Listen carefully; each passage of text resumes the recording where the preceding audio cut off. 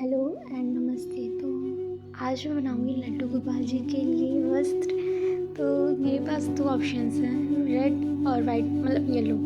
बनाना तो दोनों का ही है, पर मतलब मैं सोच रही हूँ अभी कौन सा बनाऊँ। फिर मैं सारा बॉर्डर्स वगैरह मेरे पास 4 ऑप्शन थे बॉर्डर्स के। तो मैंने जो मुझे सही लगा, जो मैच किया, तो मैंने येलो वाला फैब्रिक जो है वो चूज़ किया था। तो इसकी लेंथ जो है वो 20 सेंटीमीटर है और इसकी विड्थ 4 सेंटीमीटर है।